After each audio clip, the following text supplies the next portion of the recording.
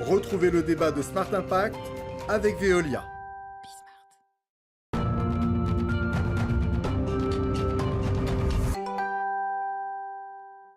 C'est le débat de ce Smart Impact. Je vous présente mes invités tout de suite. Sylvie Grandjean, bonjour. Bonjour. Bienvenue, vous êtes directrice générale de Redex et vice-présidente et référente jeunesse du METI, le mouvement des entreprises de taille intermédiaire. Et Pierre-Olivier Brial, bonjour. Et bienvenue, habitué des antennes de Bismart, directeur général de Manutan et vice-président du METI. Vous représentez à peu près 6200 ETI. Vous venez de signer ce 13 mars un partenariat avec la communauté. Les entreprises s'engagent, dont Bismart est également partenaire. Peut-être une question très simple. Pourquoi cet engagement, Sylvie Grandjean, pour démarrer ? Alors c'est un engagement symbolique très fort qui ne fait que renforcer en fait l'engagement des entreprises de taille intermédiaire qui ont dans leur ADN et dans leur fondement même, c'est ce principe d'engagement. Donc là, en fait, on ne fait que concrétiser cet engagement que l'on a profondément en fond. Ça veut dire que quand on parle de RSE, on pense souvent aux grandes entreprises et pas assez aux entreprises de taille intermédiaire. Elles en font beaucoup, c'est ce que vous voulez nous dire d'une certaine façon ? Elles en ont toujours fait. Oui. Ça ne s'appelait pas de la RSE. Voilà. C'était de l'engagement. Et selon les territoires, selon les chefs d'entreprise, selon les valeurs qu'ils voulaient mettre en avant, ils sont dans leurs propres valeurs, et bien leur engagement, il pouvait être auprès de la jeunesse, auprès de l'économie locale, auprès de beaucoup de thèmes comme ça, qui sont maintenant repris par la RSE, mais qui existent dans le fondement même des entreprises de taille intermédiaire. Si on prend l'exemple de Redex, cet engagement, il prend quelle forme pour vous ? Alors mon engagement, il est profondément fléché vers la jeunesse et vers le fait qu'il faut réapprendre aux jeunes que dans l'industrie, dans l'entrepreneuriat, on peut faire de très belles carrières et on peut mener une vie très épanouie.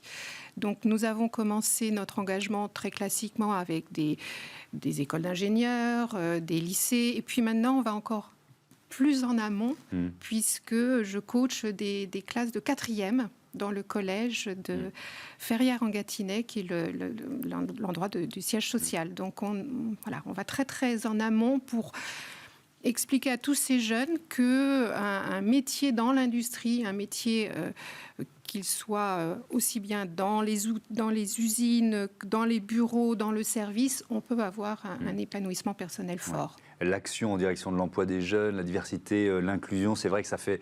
on reçoit très souvent ici des chefs d'entreprise qui sont engagés dans cette communauté des entreprises s'engagent. C'est vraiment un peu le fil rouge, la ligne directrice. Le Manutan est membre de cette communauté.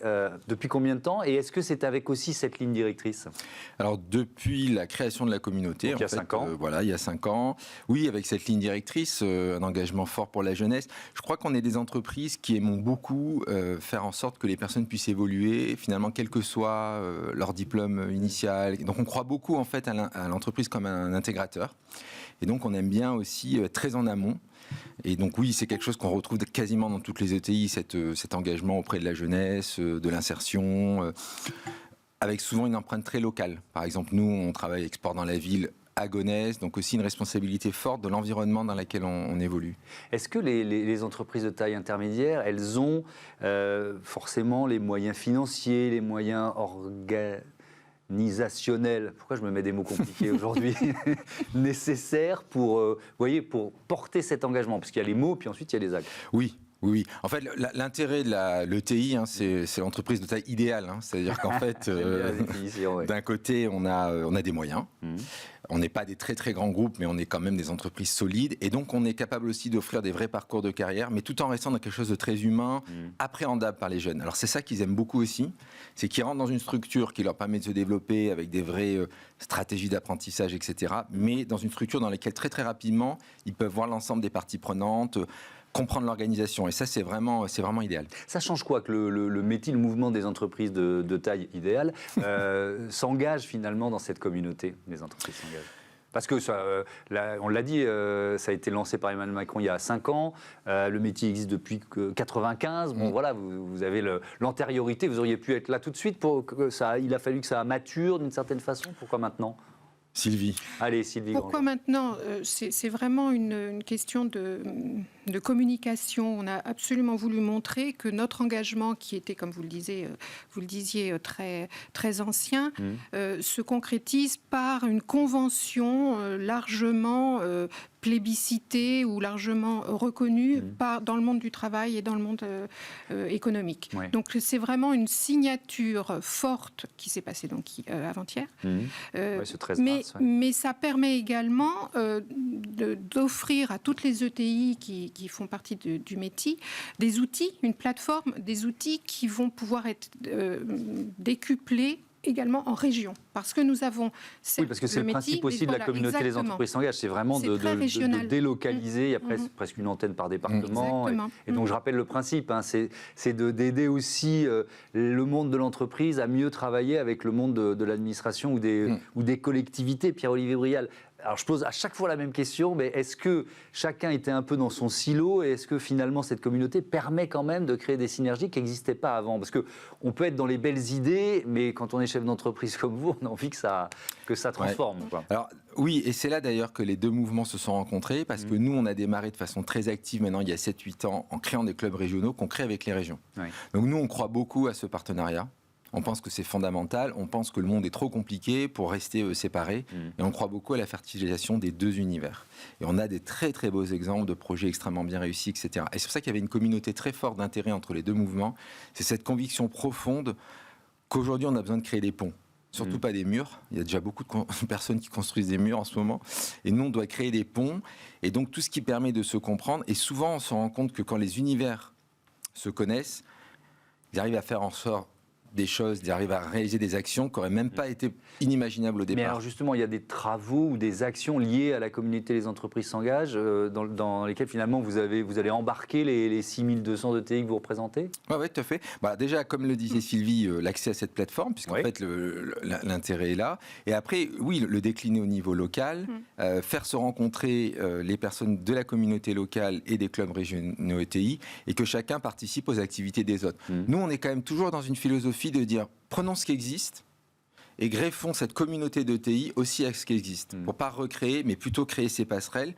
Et donc, c'est vraiment ce qu'on va faire territoire par territoire. Est-ce que c'est aussi une façon de répondre à une forme de pression de grands groupes qui peuvent être vos clients ? Pas. Non, mais vous voyez ce que je veux dire ? Parce qu'on parle souvent ici de la question de la chaîne de valeur, comment finalement les objectifs des uns peuvent peser sur les autres. Comment vous ressentez ça ? Non, c'est profondément ancré dans les valeurs des chefs d'entreprise d'ETI. Donc, ce n'est pas une question de pression sociétale, pression business ou pression qui vient de la part de nos salariés. C'est vraiment une volonté très forte de faire transmettre toutes nos valeurs qui sont intrinsèquement dans les gènes même des entreprises de taille intermédiaire. Mais alors, au-delà de cet engagement, est-ce que d'une manière générale, vous ressentez depuis quelques années cette forme de pression de grands groupes qui veulent verdir leur chaîne de valeur ? Je sais pas. On comprend vers quoi vous voulez nous emmener. Oui, parce que c'est une vraie thématique. C'est effectivement, on cherche pas, on n'a pas besoin. Les ETI n'ont pas besoin de greenwashing. Ouais. Voilà. Bon. Est-ce que les grands groupes en ont besoin ? C'est pas à moi de le dire. Ce qui est vrai, en tout cas, c'est que nous, on croit beaucoup que dans une ETI, tout doit être cohérent. Oui. Et le fait qu'aujourd'hui, notre engagement puisse aussi se répercuter sur notre activité, que recruter des jeunes, c'est aussi assurer la pérennité de nos entreprises. C'est pour ça que c'est très profond, comme le dit Sylvie, c'est pas quelque chose qui est à côté. Rien n'est à côté dans une ETI. Tout est lié dans un même projet. On ne peut pas se permettre d'avoir des scories en quelque sorte. Oui, et puis parce que comme on fait que des choses pérennes, on sait que si ça ne sert pas aussi quand même notre activité, ce ne sera pas pérenne. Ça restera entre guillemets une danseuse qu'on arrête le premier jour où l'activité va mal. Mais on le met tellement au cœur de qui on est, et bien sûr que c'est une des raisons pour lesquelles les grands groupes nous choisissent, c'est parce qu'ils savent qu'on porte ces valeurs-là. Et ça, c'est extrêmement important. Donc, c'est toujours un tout dans les ETI. Le T, c'est aussi tout. Et vous savez, ce qui est marrant, tout idéal. Voilà. Mais ce qui est marrant, c'est que moi, j'ai eu vraiment la chance, depuis que je suis rentré au métier, de rencontrer plusieurs dizaines de chefs d'entreprise d'ETI. Et il y a un point commun qui m'a toujours marqué, c'est que les familles qui souvent sont à la tête de ces entreprises, les dirigeants, voient l'entreprise comme faisant partie d'un écosystème. Mais je ne sais pas pourquoi, il faudrait peut-être un jour faire une étude, mais ce sont toujours des gens qui se sont dit, cette entreprise, elle doit être autre chose qu'au service de quelques personnes. Elle fait partie d'un tout. Et tout est lié, et ça, c'est vraiment l'énorme force des ETI. Il y a beaucoup de questions qui se posent, notamment au niveau européen. On est en plein contexte de campagne électorale pour les européennes, du rythme de la transition, du rythme de la transformation écologique et environnementale. Et moi, il y a une question qui est très générale. Comment maintenir ces ambitions-là alors qu'on enchaîne les crises ? Moi, c'est toujours une question que je me pose. Voilà, on est passé du Covid à l'Ukraine, à Gaza, avec des conséquences à chaque fois très différentes, évidemment, mais quand même sur vos incertitudes, sur vos carnets de commandes éventuellement. Et malgré tout, se dire, on maintient un objectif qui est éventuellement ambitieux. Comment faire ? C'est la force des chefs d'entreprise d'une ETI, c'est cette résilience, cette volonté de ne regarder que le long terme. Et c'est ce qui nous permet de traverser les crises. On va dire que ça n'a pas été très simple ces dernières années, mais quand on est chef d'entreprise, ce qu'on aime, c'est relever des challenges, c'est trouver des nouvelles façons de rebondir, c'est de trouver des nouveaux marchés, trouver des nouvelles façons de travailler. Donc non, c'est pas ces crises-là qui vont nous arrêter. Votre avis, Gabriel ? Je crois que comme on travaille beaucoup l'engagement interne, parce qu'il faut voir aussi que tout ce qu'on fait à l'externe, c'est aussi extrêmement important en interne. Et donc, moi, j'ai observé qu'on a beaucoup traversé les crises parce qu'on a une culture et des valeurs tellement fortes. Vous savez, les crises, c'est la glu invisible qui fait que les gens, à un moment donné, se remobilisent. C'est-à-dire qu'à un moment donné, où on s'éparpille, on se dit, ou alors on est les uns avec les autres. Et les ETI, parce qu'on fait ce travail de long terme, parce qu'on fait beaucoup de travail autour de la vision, autour de la culture, parce que je pense qu'on est les entreprises qui mettons en action ce qu'on dit, on traverse les crises parce qu'on reste les uns avec les autres. Et moi, j'ai été très frappé dans la crise Covid, dans la communauté, les collaborateurs ont été incroyables, mais partout, vraiment partout. Les ETI se sont jamais arrêtés. Moi, je ne connais pas une ETI qui s'est arrêtée. J'en connais qui se sont réinventés, des exemples incroyables, mais parce qu'il y a cette culture. Et donc, je crois que la meilleure réponse qu'on apporte, c'est la culture. Et vous verrez jamais une ETI. Vous savez, c'est comme quand vous avez une tempête, la question, c'est est-ce que vous avez un cap ou pas. Donc, l'ETI, elle se dit, bon, je vais peut-être pas y aller par là, donc je garde le cap. Merci beaucoup. Merci à tous les deux d'être venus nous parler des entreprises tout idéales et des entreprises de taille intermédiaire. À bientôt sur Bismart. On passe à notre rubrique Smart Ideas.